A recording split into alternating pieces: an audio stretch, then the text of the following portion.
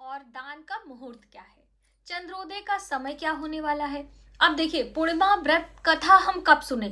कथा सुबह सवेरे सुन लें कि दोपहर के समय सुने कि शाम के समय हम कथा सुन सकते हैं। सभी बहनें पूर्णिमा का जो व्रत करती हैं वो पूर्णिमा व्रत कथा की जो पुस्तक आती, जैसे कि सत्यनारायण व्रत कथा की पुस्तक अलग होती है और पूर्णिमा व्रत कथा की पुस्तक अलग होती है। इसमें दोस्तों आपको उल्टा दिख रहा होगा, तो अभी मैं क्या कर सकती हूँ उसके लिए, तो ये दो पुस्तकें हैं अलग अलग। तो अगर आप भगवान विष्णु के निमित्त व्रत कर रहे हैं, तब अगर सत्यनारायण भगवान का आपने संकल्प लिया है कि हाँ हमें सत्यनारायण भगवान की कथा ही सुननी, तभी आपको कथा सुननी है, वरना भगवान विष्णु के पूर्णिमा व्रत की कथा आती है, आप इसे सुने।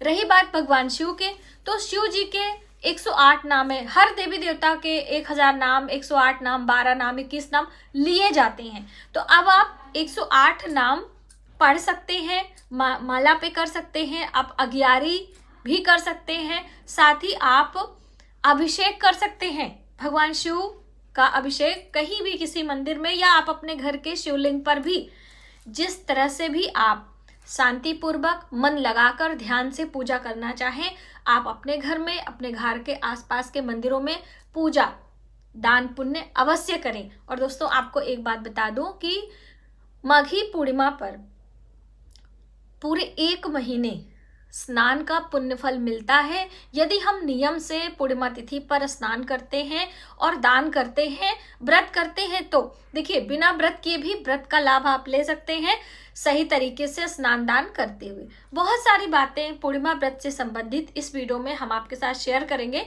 तो वीडियो बहुत ही हेल्पफुल होने वाली है, आप इन तक जरूर बने रहें। और वीडियो अच्छी लगती है तो प्लीज चैनल को सब्सक्राइब कर लीजिए। पहले से आपने सब्सक्राइब किया है तो उसके लिए तहे दिल से शुक्रिया। वीडियो को शेयर करें। और दोस्तों, कल्पवास क्या होता है, कल्पवास करने के क्या नियम है, थोड़ा सा इंट्रोडक्शन हम लास्ट में आपको देंगे, क्योंकि 1-2 बहन हैं जो जानकारी रखना चाहती हैं और वो कल्पवास करना चाहती हैं।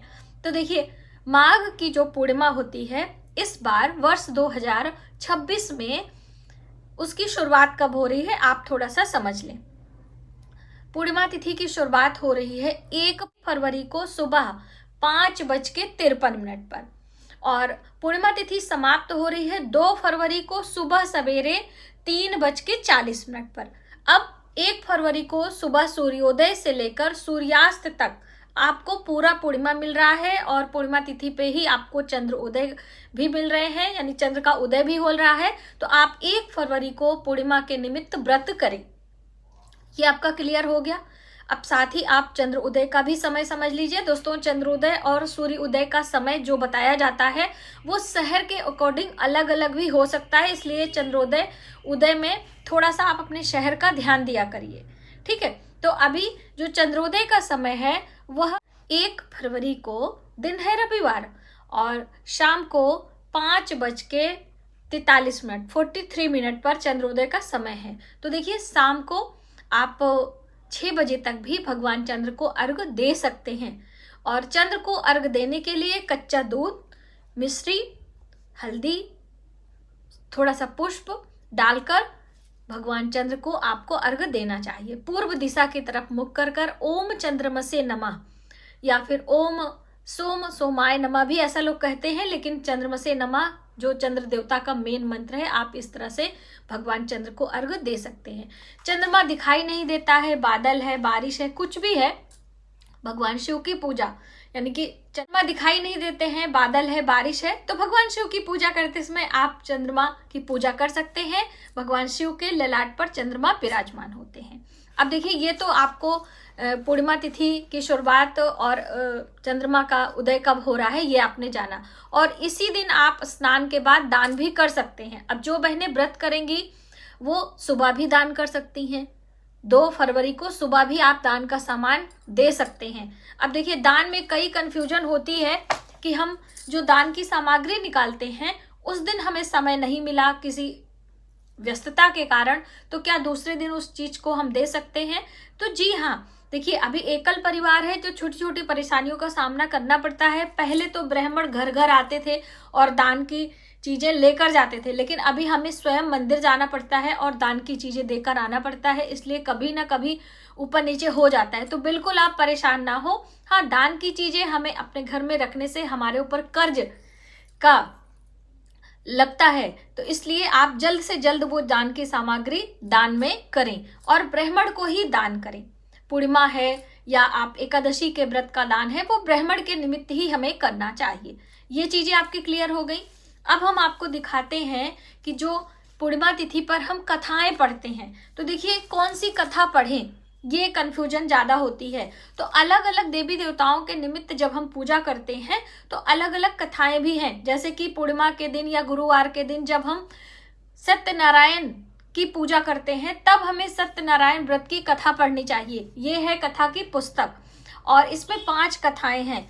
अब ये कथा हम कब पढ़ें? जैसे दूसरी ये पुस्तक है आपको पूर्णिमा व्रत की, जिसमें भगवान विष्णु के निमित्त हम पूजा उपासना करते हैं, तो ये दोनों अलग हो गया। सत्यनारायण की पूजा अलग तरीके से की जाती है, भगवान विष्णु की पूजा पूर्णिमा तिथि पर अलग तरीके से की जाती है, और जो भगवान शिव की पूजा हम करते हैं वो अलग तरीके से की जाती है। अब आप सोच रहे होंगे तीनों पूजा हम एक साथ कर लें, नहीं, अलग अलग आप करें, अलग अलग मनोकामना के लिए। साथ ही आपके मतलब पूजा मंदिर में सभी देवी देवता है, तो ऐसा नहीं कि जब हम व्रत कर रहे हैं तो बस एक की ही पूजा करेंगे। सबको तिलक, चंदन, भोग, दीप, धूप जो हम प्रतिदिन करते हैं वो करना ही करना है। अब जो मेन आपका है देवी देवताओं का, उसे अलग से चौकी रखकर पूजा उपासना आप करें। ज्यादा नहीं कर पाते हैं तो उस देवी देवता के मंदिर आप चले जाएं।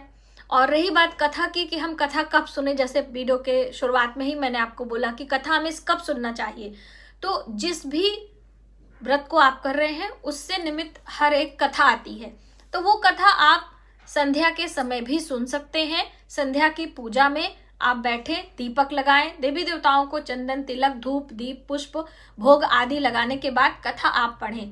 कथा पढ़ने के लिए आप एक दीप जरूर जलाएं, अन्य अपने परिवार के सदस्यों को भी रख लें। कथा पढ़ने के साथ साथ सुनने का भी महत्व है।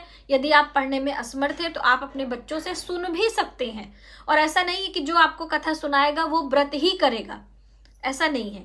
वो व्रत करे या ना करे, सिर्फ थोड़ा सा स्वच्छता का हमें ध्यान देना होता है। शुद्धता और स्वच्छता का साथ में उनको बिठा लें और आप कथा उनसे सुन सकते हैं।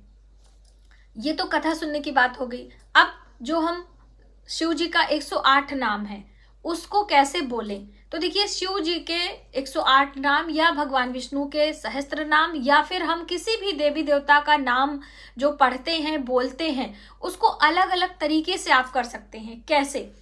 जैसे कि हम माला पर जप कर सकते हैं, तो अब माला पर जपने के लिए 108 की संख्या ही निर्धारित की गई है। आप 108 की संख्या में उस नाम को, उस मंत्र को, उस श्लोक को साध सकते हैं, जप सकते हैं। अब माला नहीं जपते तो आप उस नाम से अगियारी भी कर सकते हैं, यानी कि आहुति डाल सकते हैं। कोई भी हवन सामग्री हो, काला तिल है, गुड़ है, घी है, या आपको जो मैंने नवरात्रि पर या महालक्ष्मी पूजा में मैंने हवन सामग्री बनाकर आपको दिखाई है, उस सामग्री को आप बनाकर रखें और उसको समय समय पर हवन कर सकते हैं। हवन करने की बिल्कुल सरल विधि मैं आपको अक्सर बताती रहती हूँ, अगियारी के फॉर्म में भी और जो हवन अच्छे तरीके से किया जाता है उसको भी। तो कैसे भी करके वो भी आप 108, 51, 21 यानी विषम की संख्या में अगियारी भी दे सकते हैं। और नाम जप की है तो शिव भगवान की पूजा है तो अभिषेक भी मायने रखता है, यानी कि जल से अभिषेक कर सकते हैं। आप किसी भी शिवालय में चले जाएं, शांति पूर्वक आसन लगाकर बैठ जाएं, भगवान शिव पर बिलपत्र रखकर और जल से अभिषेक करें और भगवान शिव के मंत्रों का स्वयं जाप करें। किसी भी पुरोहित पंडित की जरूरत ही नहीं है। आप स्वयं शुद्ध मन से, सात्विक विचार से भगवान भोलेनाथ के मंदिर जाकर जलाभिषेक से सादा जल भी चढ़ाकर यदि मंत्रों का जप करते हैं, हर पूर्णिमा पर, हर सोमवार को, जैसा भी आपके पास समय है, ये भी पूजा के रूप में ही आता है। तो आप इस तरह से पूर्णिमा पर, सोमवार के दिन भगवान शिव की पूजा कर रहे हैं या अन्य कोई भी व्रत कर रहे हैं, तो कथा का ये जो समय मैंने आपको बताया है, सुबह शाम एक बार पढ़ें वही बहुत है। और भोग जरूर लगाएं, एक दीप लगाएं और क्षमा प्रार्थना, किसी भी पूजा पाठ को हम करते हैं तो क्षमा प्रार्थना करते हैं और आरती भी की जाती है। तो ये थी कुछ छोटे छोटे महत्वपूर्ण नियम, कोई भी व्रत उपास हम करते हैं तो उससे संबंधित। और पूर्णिमा पर पूजा जरूर करें और चंद्र को अर्घ जरूर दें। अपनी मनोकामना भी आपको साथ में बोलनी चाहिए। तो मुझे उम्मीद है कि ये वीडियो आपके लिए काफ़ी हेल्पफुल होगी और आप इस तरह से पूजा उपासना करके अपनी प्रार्थना को देवी देवताओं से ज़रूर बोलेंगे और आपकी मनोकामनाएं पूर्ण भी होंगी। मिलते हैं एक नई जानकारी के साथ नए वीडियो में, तब तक आप अपना अपने परिवार का ख्याल रखें। जय माता।